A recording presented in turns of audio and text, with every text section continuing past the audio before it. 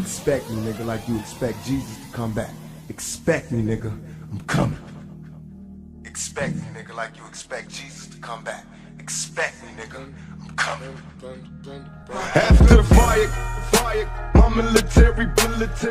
After the fire, bitches the scary, just the scary. After the fire, my military. After the fire, but this whole fucking world is mine. My military, be prepared. My military. I'm sensing niggas is defenseless. I'm hitting fences and getting ghosts. Outlaws rushing you, busting you, untouchable. Sucker, what? I'm a ride, sucker. Don't make me touch you fast. I'm a ride, sucker. Don't make me touch you fast. I'm a ride, sucker. Don't make me touch you. Bonjour à tous, bienvenue sur Most Muscular, j'espère que vous allez bien. Pour commencer la vidéo, on va se repencher un petit peu plus sur l'Olympia et sur les news qui sont sorties juste après Olympia durant la presse conférence, ainsi qu'analyser un petit peu les cartes des scores qui nous donnent un peu plus d'informations sur simplement les classements. Est-ce que c'était serré ou pas? Ou est-ce qu'on était face à un athlète qui domine complètement le show? Donc il y a pas mal de choses assez intéressantes à explorer. Et on commence directement avec l'Open Bodybuilding, donc Samson versus Adi Choopan. Et effectivement, la victoire de Samson n'était pas totale. C'était vraiment très très difficile de les départager. Pour vous dire, moi-même, je pensais que Adi Choopan allait gagner, étant donné que sa définition quand même était d'un niveau assez exceptionnel. On n'avait jamais vu encore Adi Choopan aussi défini, à part en 2019, quand il était bien moins gros et qu'il concourait encore en 212. Et donc voilà, au pré-judging, les juges voyaient Samson et Adi au même niveau. C'était 8 points pour chacun, donc on était sur une parfaite égalité. Et ce sont lors des finales que tout s'est joué et qu'ils ont réussi enfin à se départager. Et Samson est passé devant Adi avec un écart de uniquement 2 points.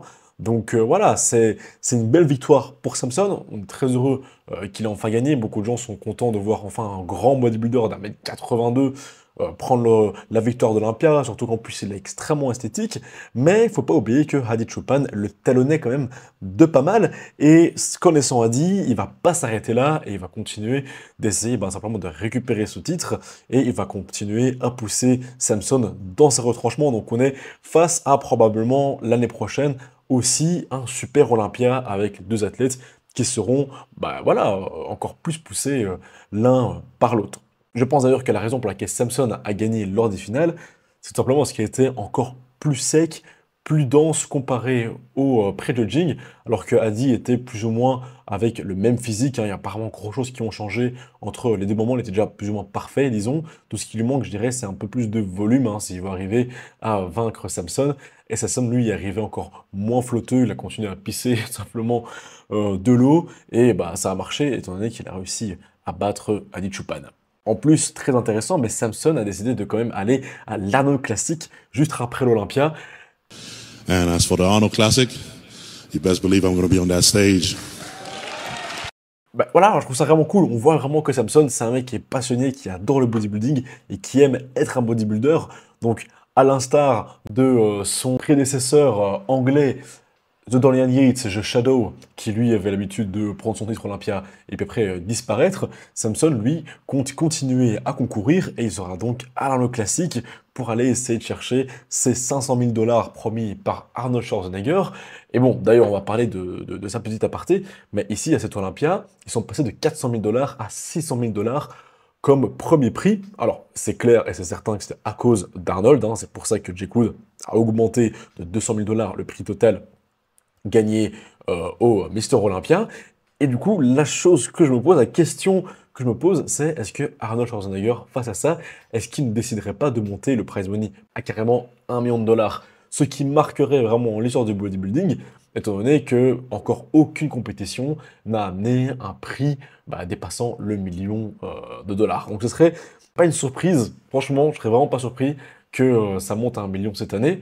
Néanmoins, 500 000 c'est déjà très très bien, et si Samson Dauda il gagne Olympia, enfin il a gagné Olympia, et s'il gagne l'Arnold Classic dans la foulée, il se fera 1 100 000 $ en à peine quelques mois. Enfin bref, donc ce que je voulais dire par rapport à Arnold, c'est qu'on aura donc Andrew Jacked qui sera aussi là-bas, qui a décidé non simplement de le faire parce que je pense qu'il est un petit peu déçu de sa performance ici à Olympia. Il voulait montrer bien plus que ce qu'il a pu montrer. Il voulait aussi nous montrer un très très chouette posing.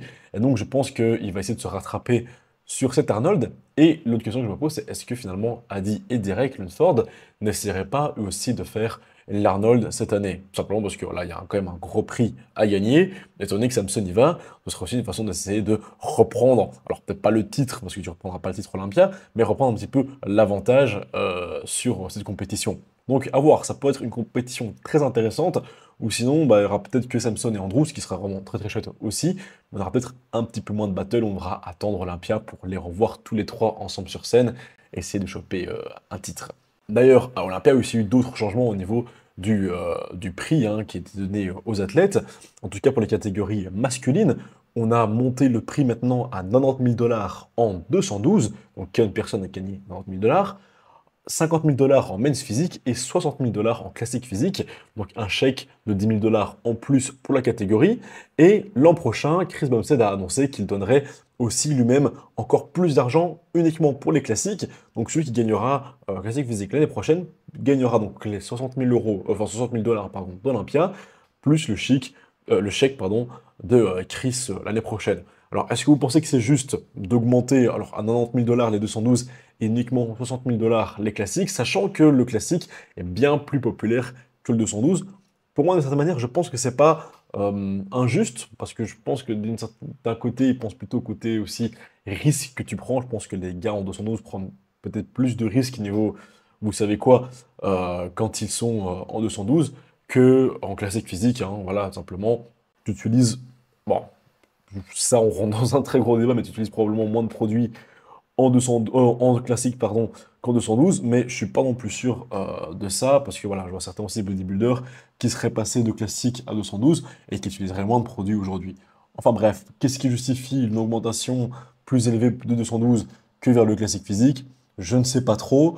Moi, je pense qu'ils auraient peut-être dû augmenter simplement toutes les catégories ensemble, garder l'open avec un très très haut chiffre, et simplement toutes les catégories les améliorer de peut-être 10-15 000 $ en plus, que ce soit un peu plus homogène. D'ailleurs, toujours en 212, on peut voir que Kion quand même s'est extrêmement amélioré depuis l'an dernier. Il a complètement transformé son physique, en plus de devenir beaucoup plus massif. Il a réussi à faire le coup de poker, devenir bien plus sec, chose qui est quand même assez rare. En général, quand quelqu'un devient plus massif, il troque un petit peu sa condition. Et ici, Kion a une génétique tellement dingue et aussi une éthique du travail quand même qu'il faut souligner, qui fait qu'il a réussi à faire les deux en même temps. Et il décide de rester en 212. Il ne partira pas vers l'open bodybuilding comme beaucoup de gens avaient plus ou moins prédit, comme on pensait, étant donné que Kion a toujours exprimé l'envie d'aussi aller concourir en open, mais pour le moment, étant donné qu'il a encore de la marge en 212, il va rester dans la catégorie et continuer à enchaîner les titres, et peut-être que d'ici quelques années, on le verra passer vers l'open, et je pense toujours qu'il pourra faire très mal en open bodybuilding. Pour moi, il doit juste continuer, là pour le moment, à améliorer son dos, augmenter le volume sur les lats, et il sera vraiment imprenable, bien qu'il est déjà imprenable en 212 pour le moment. I'm just a slim figure, and loves and pull triggers. Don't ask too many questions, just so quick to get tested. Women, they love this, homies stuck out to this. I'm on your blind side, baby, rock a bye-bye. They call the cops quickly, but they still won't get me. Man, cause your girl just kissed me, won't let her leave no hickets. I'm from the streets, dawg, now where you from, dawg? Now get me blow, please, get my homies roll with me, so what? I'm a ride, don't make me touch you fast. Et on finit avec les classiques physiques, Chris Bumstead versus Mike Summerfield. Alors bon, Chris a pris sa retraite, donc on ne verra plus jamais un Chris versus Mike. Enfin, pour le moment, on ne sait jamais ce qui peut se passer. Mais, très intéressant, sur la carte des scores, on peut voir que Chris n'a pas gagné à l'unanimité. Effectivement, 3 juges sur 9 ont placé Mike Summerfield devant Chris Bumstead. Alors, il faut savoir que au classique physique, uniquement le pré-judging est jugé, les finales ne sont pas jugées. Donc au pré-judging, 3 des juges ont vu Mike devant Chris Bumstead. Alors personnellement, je ne vois pas trop bien sur quelle pause exactement pour eux Mike passait devant Chris. Peut-être que Mike prend une pause, peut-être 2 grand maximum. Maintenant, vraiment dire que son package complet dépassait celui de Chris Bumstead, c'est quand même un très très très gros move, un très gros choix, je dois dire. Alors bon, ça n'a pas impacté du tout la victoire de Chris, hein, il a quand même gagné. Mais voilà, ça reste quand même quelque chose à souligner que finalement, il y a quelques juges qui préfèrent un physique comme celui de Mike en classique physique. Et dans la prochaine vidéo, on essaiera de voir qui sera le prochain Mister Olympia classique physique. Et voilà, ce sera tout pour cette vidéo, j'espère qu'elle vous aura plu. Pensez à vous abonner à la chaîne, mettre un petit like sur la vidéo pour me soutenir, un commentaire. C'était Karim de Boss Muscular, à bientôt, ciao.